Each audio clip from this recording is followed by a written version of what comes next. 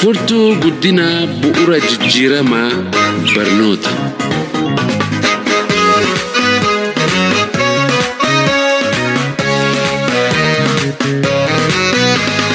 Doofummaa mancaasee lammiilee kan qabu barnoota. Beekumsa sammuutiin kan biyya ijaaru barnoota. Barnoota, madda beekumsaati barnoota, barnoonni hundumaaf barnoota, ibsaa jireenyaati barnoota. Lammiin barnoota qarame biyya ijaara barnoota cimaa. Filannoon cimaa barnoota, karoomsa jaadaan moosisa. Imaana gootota kaleessa barnoota qulqulluu jabeessa.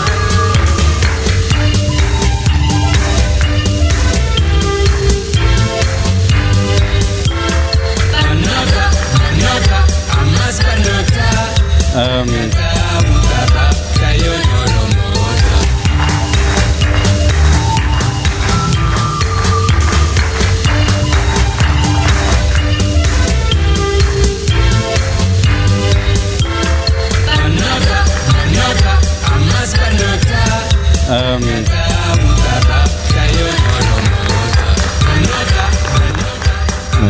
Assalamualaikum warahmatullahi wabarakatuh. Hundi keessanuu baga nagaan dhuftanii baga guyyaa gammachuu kana waliin qooda fudhanne. Yaa Rabbii kiyya fayyaa nuu kenni. Yaa Rabbi afaan tokko nu taasisi. Yaa Rabbi mucaa keenya kanallee umrii nuu dheerisi. Guyyaa isaatiif hadhaa sitti wal geenne beekaa keenna hayyuu keenna jennee hadha kabaja isaatiif hadhaa sitti wal geenne. Yaa Rabbi kabaja kanallee irra nuu tursiisi, umriillee nuu dheeressi, faamilii isaa waliin Rabbi fayyaa kenneefi barumsi ga'ee jedheeti kamana galee taa'uu miti. Waan sadarkaa addunyaan qabdu irra ga'u Rabbi isaa taasisu. Isinis warri gammachuu kana qooda fudhatu dhuftanis Rabbi fayyaa isinii haa kennu. Ijoolleen duubaan dhuftulleen karaa isaa kana hordoftanii Rabbiin sadarkaa guddaa akka isiniin ga'u Rabbiin isinii kadhannaa. Isinis mooraalii Rabbi isinii haa kennu. Taani waan haasaa biraa walitti deebinaa. Rabbiin nu maraafuu fayyaa haa kennu. Nagayaan naa jiraadha. duraan dursinee Rabbii keenya galata galchina. Alhamdulillahi rabbil aalamiin. Rabbiin galanne haa ga'u. Hamilee asirratti walgeendeef kanaan obbo Dr. Nasruu ka jedhamu kana carraa asirratti walgeenne kana carraa bakka ga'u Rabbiin nu haa godhu. Rabbiin ammoo argitanii isaallee baatirii ifaa Rabbiin isaa ibsee ifaa kana ammoo kataree dhaloota ijoollee teennaatitti ga'u Rabbiin nu haa godhu. Maasha Allah warra ay dhuftan kun hunduu galatooma akkanatti yoo laalan argitanii wallahi qinqiniin jalaan dhufu urjii fakkaata. Warri gugurdaan kun akkana laalan maashoo fakkaata das nama jedha. Isinitti haa tolu. Rabbiin ammoo galata guddaa Rabbii galchanii Rabbiin yaada muraada inni har'a bakka kanaan ga'e kana Rabbiin bakkaan isa haa gahu. Yaada kenna hundaayyuu ka intala qabullee ka ilma qabullee hundumaayyuu Rabbiin yaada bakka ga'u hamilee bakka geettu Rabbiin haa godhu. Alhamdulillahi rabbil aalamiin. Rabbiin galanne haa gahu. Assalamu alaikum warahmatullahi wabarakatuh. Akkam jirtan hundi keessanuu. Keessummaan hunduu ani haa dhufu baga dhuftan jennee ka manguddoolee ka manguddootallee ka ijoolleellee hundi keessanuu baga nagaan dhuftanii baga guyyaa gammachuu Dr. Nasruu Hasan irratti argamne gammachuu isaa waliin qoodachuuf warri dhuftan hundi keessanuu baay'ee galatooma. Galanni keessan Rabbiin bira haa ta'u. Galata namaa namni deebisuu hin danda'u. Hundi keessanuu hedduu ulfaadhaa, hedduu galatooma.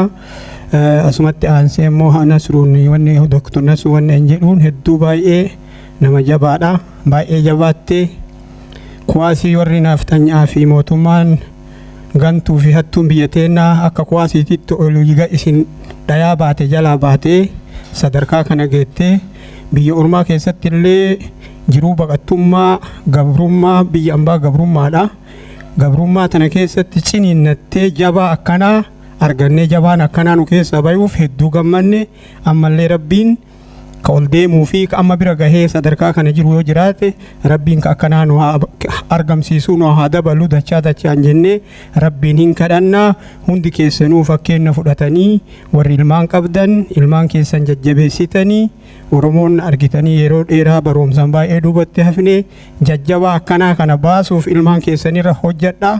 Hundi keessanuu hin hojjettanii fi akkuma simbirroon golloo qabdi keessattuu gollichoo qabdi jedhan san walumaan dhaamuu fi bakka akkanaa dhufanii yoo argate namni hinaafuullee qabdan ilmaan kennallee akkanaa kana ta'uu qabdanii hinaaftanii galuu qabdanii ijoollee teessan sirritti irratti hojjechiisuu qabdanii isiniin jedhaa. Hedduu galatoomaa. Hundi keessanuu ulfaadhaa baay'ee galatoomaa. Horaa bula. Yaada gabaabduu nuu kennanii eebbatti aansanii yaada gabaabduu nuu kennanii achirraa kaanee immoo gara sagantaa nyaataatti deemna. Sagantaa nyaataa booda immoo sagantaa kennaa qabna. Dura obbo Abbaa Dillaati carraa kennee akka isaan yaada gabaabduu nu dhiyeessan daqiiqaa takka lama keessa akka nu xumuran achirraa kaasee immoo gara sagantaa nyaataatti dabarra. Ulfaadhaa galatooma. Dr. Nasruu Hasan Korroosoo guyyaa gaafa 8 jechaan ji'uma Seeptembarii yookaan ji'uma kana keessa jechuudha. Warri waliin dhaynee yuunivarsiitii sanitti waliin turrellee ni beeytanii akkaataan haalli yoo sanii waan nama gammachiisuu waan namatti toluu Profeesarri namni jaha sadi garanaan kabiraa ammoo onlaayinii addunyaa irraa itti hirmaatuudhaan isa adda isaatitti intervii godhan yookaan gaafii garagaraa isa gaafatan. Dr. Nasruu Hasan roorroon biyya ariiteeti biyya baqaa keessaan karaa kana as dhufee kana mara duuba deebinee hin kaafnu achirraa dhufee asitti illeen barumsa ufii itti fuufee dadhabee natti ulfaate osoo hin jedhin cinaa kaaniin ni beeytanii dura taa'aa hawaasa keenyaati. Hawaasas akkasumaan tajaajilaa karaa hawaasaatis akkas utuu jiru karaa biraatiin illee karaa barumsaatiin itti cimaa. Alhamdulillahi rabbil aalamiin hadha doktora nu ta'ee jira. Kanaafuu ijoolleen teenya ta duubaan dhuftan akkuma duratti abdiin jedhe fakkii isinii ta'uuf warri qara asin dura uduu barattan barumsa keessan addaan murtanillee boru ganama irraa barumsa deebitanii akka nuu barattaniif. Maali jennaan barumsi qabeenya, barumsi humna, barumsi ammallee bakka hin seenne hin qabu. Kanaaf namni jaarsaallee baradha ijoollee qofaan maaliif jenna. Kanaafuu galatoomaa Rabbi isinirraa haa jaalatu. Dr. Nasruu kenna Rabbi umrii haa dheeressu. Ammallee sapiraayisiin addaa kabiraa ka qabnu haati isaanii haati Dr. Nasruullee faamilii isaanii waliin hortee keessan makamanii asin nu argamuunillee nuuf sapiraayisii addaati.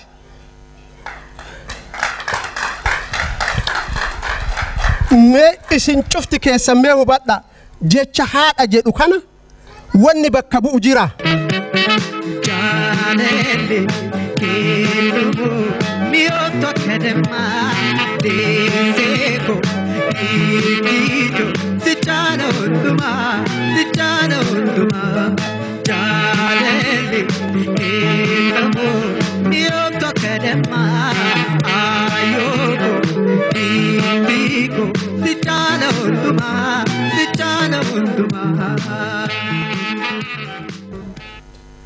anaaf bakka ka bu'u tokkollee hin jiru. Haati namaa eenyuufu karaa sammuu qabu dhiisi ka sammuu hin qabneefillee wanni haadha ga'u hin jiru. Haadha san asitti argannee haadha isaanii waliin akkatte mucaa keenya yoo gammachiifnee waliin gammannee akkana jennu waan nama gammachiisu galatoomaa fayyaa ta'a. Furtuu guddina bu'uura jijjiiramaa barnoota.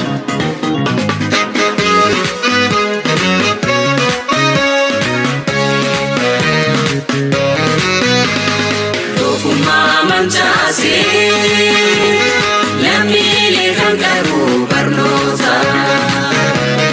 Beekumsa sammuutiin kan biyya ijaaru barnoota. Qaroomaan jiraachuuf barnoota. Madda beekumsaati barnoota. Barnoonni hundumaaf barnoota. Ibsaa jireenyaati barnoota.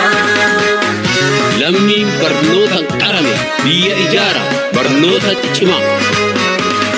Filannoon cimaan barnoota. Qaroomsi jaadaan moosisa. Imaana gootota kaleessa. السلام عليكم ورحمة الله وبركاته. باقا قمتشو كنا ورين نقاية باقا الحمد لله رب العالمين كانت كبجان الموتية كبجان كانت ألفنا نسين هندو رومون بيجر باتني كان ألفيستني ألفين نسين الرهاترو نسين الرهاترو كبجان جراد ألفات داجر ألفين نسين الرهاترو جر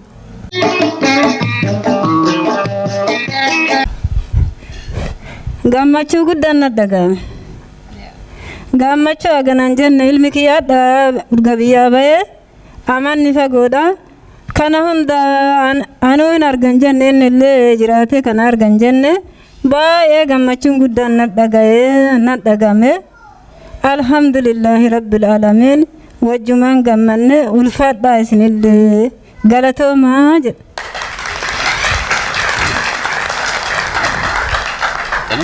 Haadha Dr. Nasru Hassan Korroosotiin ulfaadhaa galatoomaa biyya fagoo sanii dhuftanii haala kanaan haala nama gammachiisuun eebba ilma keessanii biratti argamuu keessaniif hedduu galatoomaa.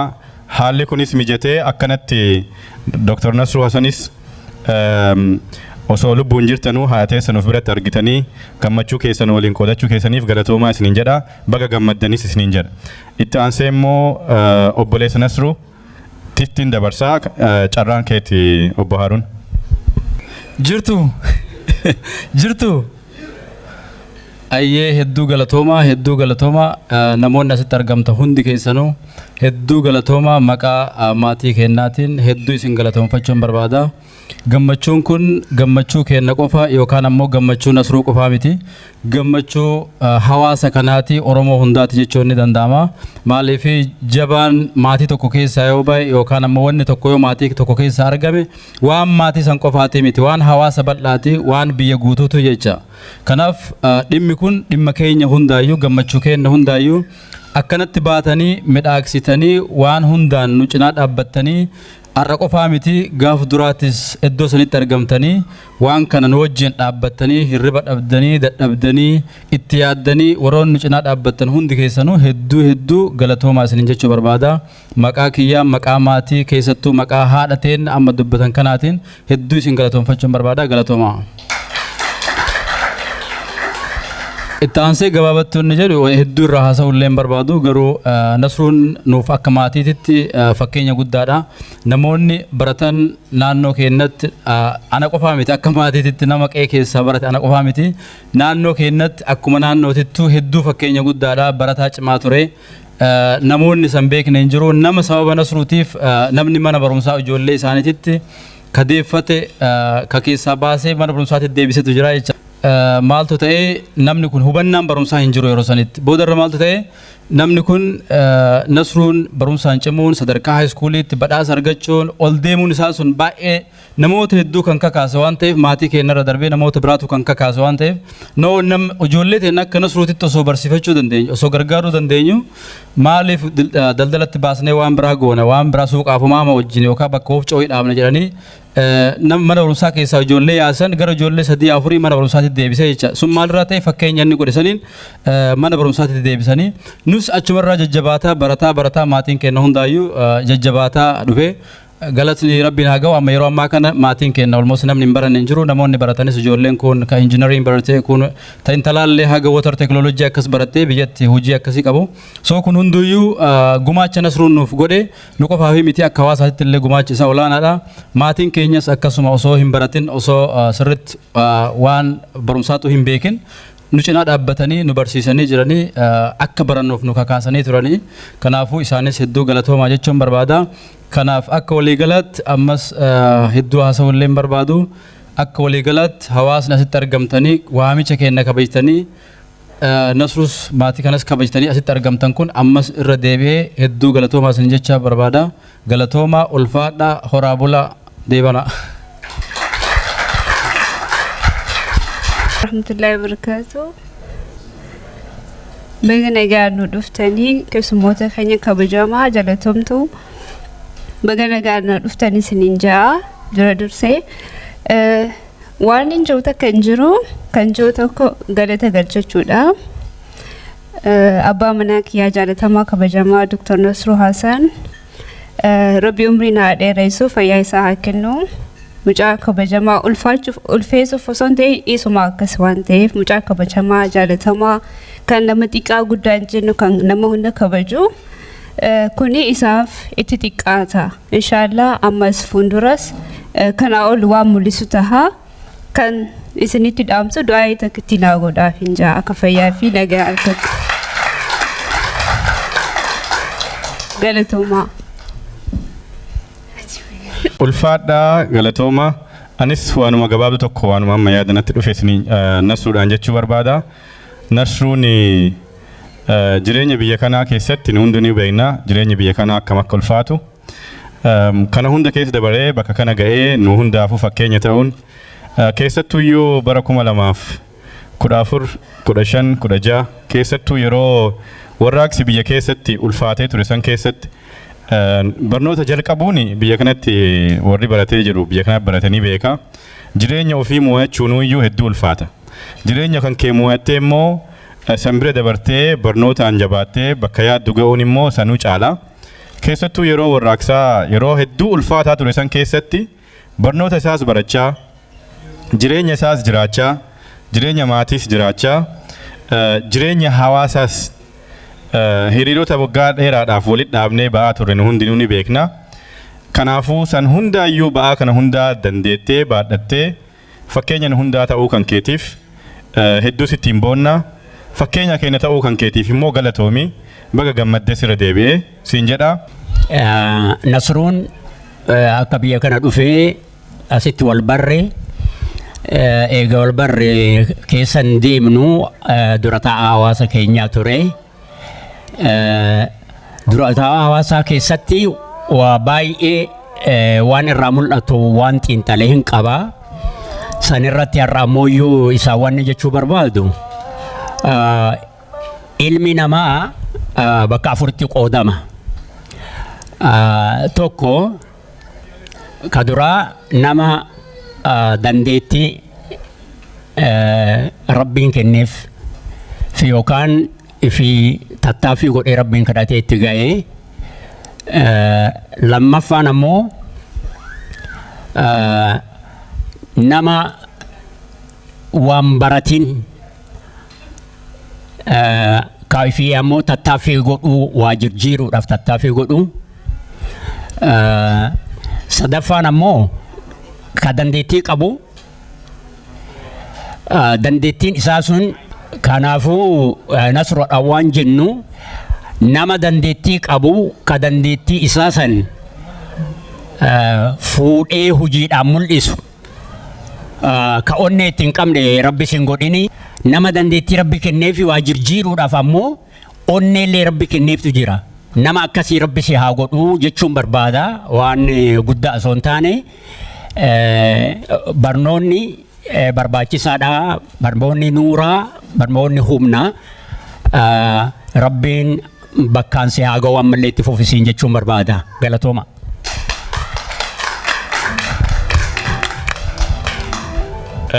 Amma daamattiin tun isiin walaloo yookaan khiddiiqti jettee walaloo qabdii fi walaloo qabdu kana haa dubbistuu fi Yusufiinaan illee immoo yaada gabaabduu qabdii isitti aansitee immoo Yusufiinaan walaloo qabdu nu haa dubbistu.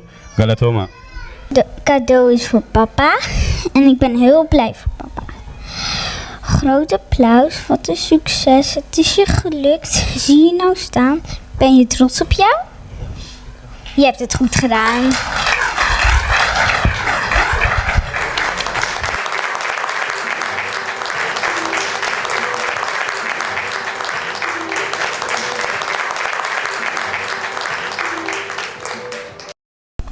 Amma carraa Yusufiinaaf hin kenna. Wauw, wat een hele leuke dag. Dag allemaal, dag Nasru.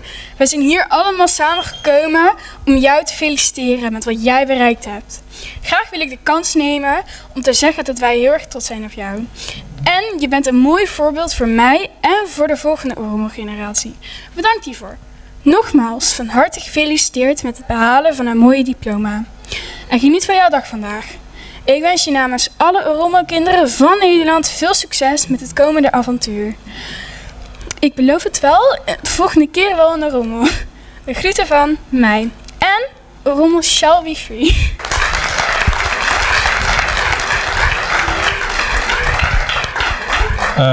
Yusufiinaan hedduu galatoomii jennaani. Bakka keessanitti nu deeba ili moo terug na illustreren alsjeblieft. Dr. Hassan kenna obbo Nasruuf Dr. Nasruudhaaf qabna jedhanii mee kenna qabaniif haa kennanii fi asumaan carraa kenninaaf. Hayyee galatoomii tole. Hayyee waan guddoollee miti homa xiqqoo Dr. Nasruudhaan baga guyyaa addaa kanaan guyyaa bareedaa kanaan si ga'ee dhaamsa jettu qabdi kaardiin. Gara biraatiin gabaabamatti ammoo karaa dheeraa deemtee as geettee jirta. Bakki kuni bakka namni kophaa isaatu ga'uun itti cimu. Ati immoo maatii hoogganaa, community hawaasa hoogganaa biratti immoo barattee as ga'uun kee baay'ee waan guddaadha. Hin jalqabde immoo malee hin dhumanne gana waa guddaa sirraa eenaa kitaaba nu barreessita. Nu agarsiifta achumaan waa xiqqoodha. Qalama ormaatiin barreessuurra qalama maqaa kee qabuun barreessita. Kana booddee Dr. Nasru Hassan Korroosoo galatooma.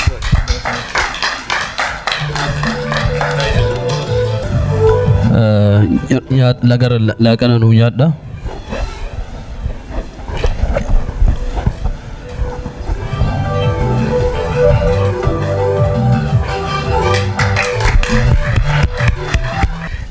Ani obboleessi keenya Nasruu kana ilaalchisee waan dubbachuu qabuun qaba. Jireenyi ilmoo namaa qabsoodha. Nasruun akka dhalataa Oromoo tokkotti biyya sanaa bahee biyya hedduu keessa ture laga keessa ce'ee dhufee biyya kanatti tokkoffaa dura taa'aa Oromoo biyya Neerlaand jennee hin qaaqsina yaadatu jira. Dhagaa gurraacha mataarra kaa'anii gadi qabamu jennee didee Nasruun har'a qabsoodha kun barumsi qabsoodha. Qabsoo kana keessa bahee qabsoo saba isaa wajjin otoo dhaabbatu halkanii guyyaa otoo rakkatu namni daa'ima tokko guddisuun waa guddaadha. Maatii tokko immoo gaggeessuun hawaasa Oromoo gaggeessuun salphaa miti. Kan otoo gaggeessaa jiru sana darbees qabsoo Oromoo rakkoo keessa jiru kana keessatti miidiyaa addaa irratti bahee waa barreessee kana dubbataa otoo jiru kana keessa bahee har'a dippiloomaa inni argate akka namaatti tokko kan isaati. Garuu akka qabsootti kan Oromoos ilmi Oromoo tokko ilmi Oromoo tokko baratee mataa isaatii gaafa ta'u saba isaatiif hin ta'a. Kanaaf ani dhugaa rabbiitti haadha isaa argeen ture haadha isaa argee baay'een gammadee jiraadhaan kan arguu isaa haadha isaa biratti kana qaqqabuun isaa baay'een gammadee dhugaa rabbii haati isaa kan isa guddisan dhugaanii milkii isaan guddisanii kanarra qaqqabanii addunyaa irratti beekamee gadda gaafa inni digirii doktorummaa argatu achitti argamuun isaanii baay'ee nama gammachiisa. Ani Nasruun kana caalse gara fuulduraatti mataa isaatiif sa'ee saba isaatiif akka ta'u abdii guddaa irraa qabna. Kanaaf digirii Nasruun argate kuni kan isaa duwwaa miti kan saba Oromootis kan haadha warraasaa kan daa'ima isaati. Kanaaf ani dhugaa rabbii galatoomin jedhaan qabsoo kanaa keessa ilmaan Oromoo fakkeenya godhatanii akka gara tokkotti deemtanii abdiin qaba. Kuni ani baay'ee kuni qabsoo saba Oromooti waan guddaadha. Nasruu ani galatoomi jechuun barbaada. Baga gammadde jechuu otoo hin ta'in galatoomi jechuun barbaada. Ammanuma jechuun barbaada. Nasruu keenya ammas irra deddeemine baga gammadde jenna.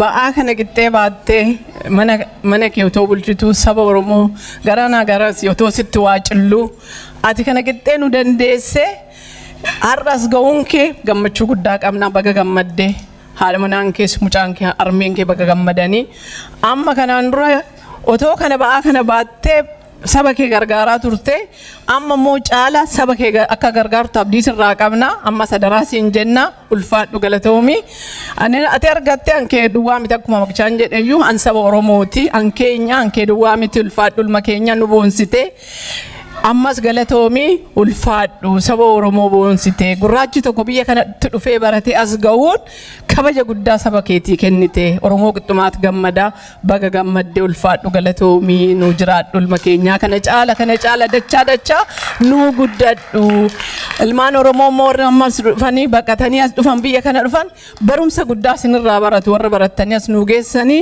qeerroon qarree warri dhufanis kana fuundura edaa abalus akkanatti baratee rakkatee as ga'ee baratee as ga'ee jedhanii akka muuxannoo guddaa kana sirraa argatanii baratan abdii qabna qeerroof qarroon keenya warri baqattanii dhuftanis abdiin kutiinaa Nasruu keenyarraa nu baradha isarraa baradha warra baratanii darajaa guddaa gaanirraa nu baradha ammas galatoomi armeen kees immoo si guddisanii asiin sigaan baga gammadanii haa ulfaatanii umurii isaanii nu haa dheeressu galatoo bilba keenya Nasruu keenya si jaalanna nu jiraadhu.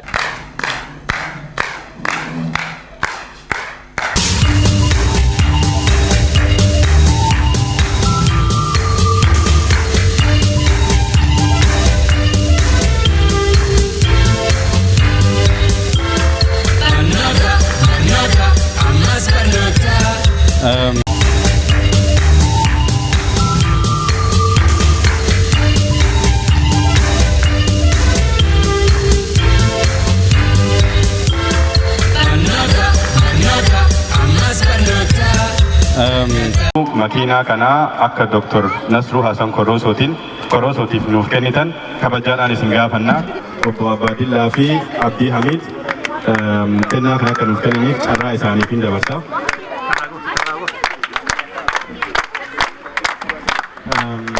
Amma yeroo kanatti obbo Abbaadillaa furtuu makiinaa kanaa Dr. Nasruu Hasan Korosootiif nuuf kennaniif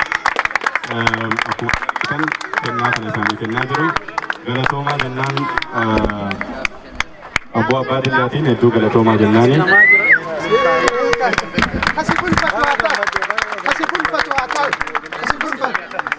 Kennaan kun ka umrii dheeraa kasi bulfatu makiinaan kun kasi bulfam ka umrii waliin dheerattan rabbi si haa taasisu fayyaa argadhaa kennaa Oromootii. Ummanni hawaasni yookaan ummanni sikkoo mandoo keessattuu waan kana waliin gargaarree sadarkaa kana irratti uummata kaan ijoollee mooraalii ijoollee teenya tagannaa dhuftuuf jechallee fakkii ta'uuf ijoolleen teenya ta'ammaa achillee barattanii sadarkaa kana geettan ofiisin qabneerraa jabaadhaa rabbi fayyaa isin yaa kennu jedha. Maal jedhaa keessu eessaa kee hedduu ulfaataa rakkisaadha. Garuu gabaabamatti hawaasni kun yeroo adda addaa ilmoo biyya kana dhufne iyyuu nama bira dhaabbataa hamilee namaaf ta'a nama jajjabeessaa wanti amma argame yookaan baranne jennu kun waan yaalii dhuunfaa qofa osoo hin taane dandeettii dhuunfaa qofa osoo hin taane waan gargaarsa hawaasa kanaa karaa hamilee haa ta'u karaa adda addaatiin waan as keessaa madde hedduu galatoomaa jechuun barbaada. Guyyaa eebbaa sanas bakka sanitti baay'inaan argamtanii lafa fagoo san deemtanii na biratti argamuu keessaniif dhugumatti hedduun gammadee hedduu isiniin boone galatoomaa ulfaadha jiraadha isiniin jira arras ammootuu bakka kanatti argamtanii bifa kanaan midhaagdanii hamileen haa ta'uu keessaniif na bira dhaabbachuu keessaniif hedduun gammadee hedduu isiniin boona ammas galatoomaa ulfaadha naaf jiraadha isin jechuu barbaada. Sijalo duma, sijalo duma.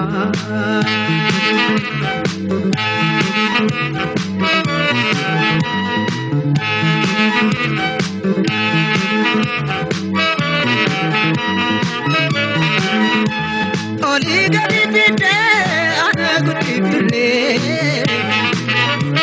Ilma kiye jete, nama gata tule. Lafetti Abdulle Hafura Tawa Fete Tatule Ayoko Armeko Ayoko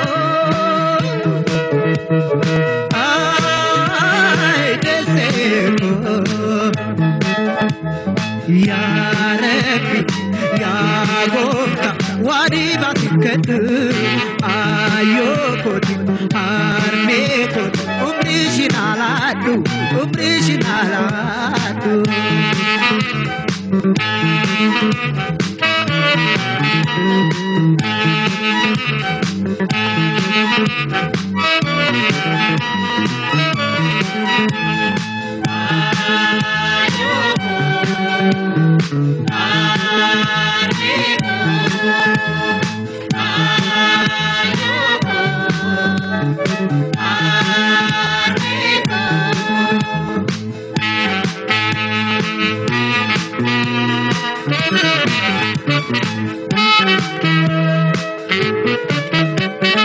Janelle, kilubu, mioto kadema, deseko, ikijo, sijano duma,